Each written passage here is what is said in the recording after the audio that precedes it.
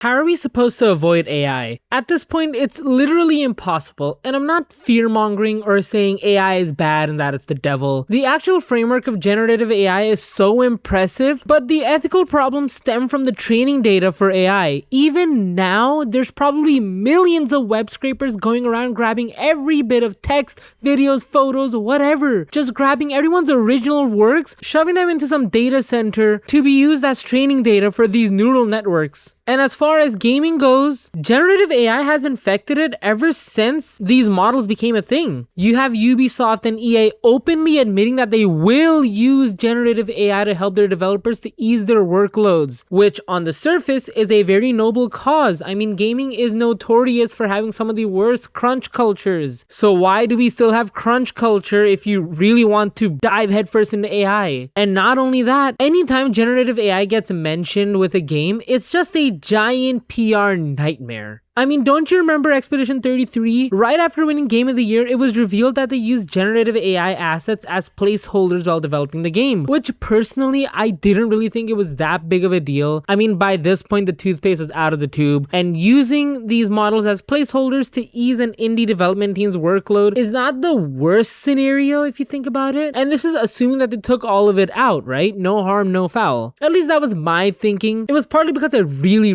loved that game. But then after this Summer Games Fest and Xbox Showcase and whatever, there were a lot of games that I was really interested in. I mean, even Stellar Blade, that got outed for using AI in its key art and its writing. Another game that I was really actually interested in was 1666 Amsterdam. But lo and behold, they got called out for using AI in their key art and in their models in the game, but they just said that they're using it as placeholders. And that got me thinking, like, is this just an out for the game developers now? Did they see that Expedition 33 got away with saying it was placeholders and that's what everyone's gonna say now? I mean, not a lot of us are gonna rip these games open and see exactly which models look handcrafted and which look AI. I mean, I'm gonna be so real with you, AI is so good now that for tiny models, it'll probably be almost impossible to figure out which one is AI and which one is not, unless you grab every single one, shove it into some AI detector, and it sees the synth AI that these AIs are using to kind of track their generations. I mean, again, let's assume that these developers are doing what they're saying, using it as placeholders. Now you got Crazy Taxi World Tour by Sega, which just straight up came out and said that they used AI in their work, not even as a placeholder, they just used it. And these are only the games that disclose it. And to be honest, Steam is the only platform taking this bullshit seriously. How many games are just willy-nilly using it without disclosing anything? We don't know. Did COD disclose their slop? Did they disclose that Black Ops 7 had the worst AI slop calling cards ever? I was looking around and I found this whole spreadsheet that lists about 140 games that use Gen AI. Battlefield 6, not disclosed. Clair Obscur, Expedition 33,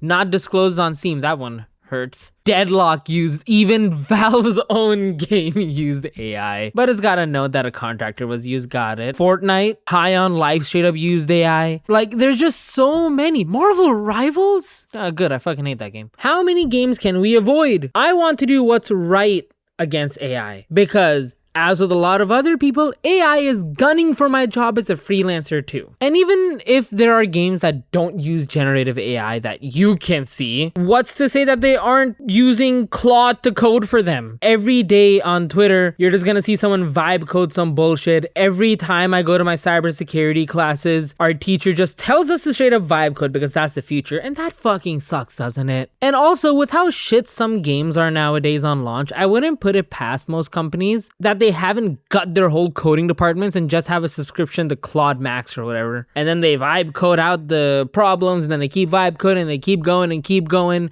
And then you have problems like Forza Horizon 6, where there's a glitch that deletes your whole save files. Really? And my main problem is, like, where's the line? If you're an all or nothing type of person, where is the line? There's gonna come a time very soon where all developers will use some form of AI for help. then what? I mean, every single software that you're using has some sort of AI feature. Premiere Pro has an AI feature. Obviously, After Effects has AI features. DaVinci Resolve. Blender had an AI feature added. FL Studio has AI. Like, at points, even tools that you were just using every day are being replaced with AI tools. There's a reason there's so many data centers now. People are using this stuff, whether they would like to or not. Sure, if there's a policy or law where you have to disclose generative AI, again, what about the code?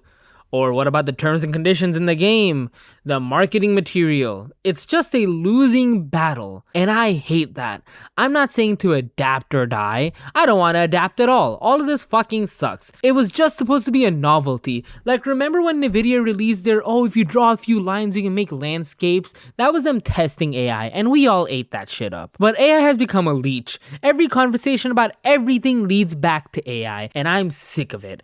I was excited for Crazy Taxi. But seeing that AI disclosure just makes me look at the game in a very different light. Even though there's hundreds of talented people working on these games, anytime a disclosure comes out or, a bombshell report comes out, it just makes it feel like the game was soulless. I don't know where my line is. I'm gonna be real. And I know a lot of you don't know where your line is at all. Don't try to cap. I really like the prologue for 1666 Amsterdam, barring some really bad writing. And I do want to play it. I want to play the new Crazy Taxi. I played through Expedition 33. I probably played through a few games on that list as well. Like, we live in such horrible times, and on top of that, to be a morally right person, do I want to deprive myself of entertainment because some tech billionaire has a water fetish? I don't know. Maybe I'll just crack the games. Anyways, like and subscribe. Thank you for watching. Bye-bye.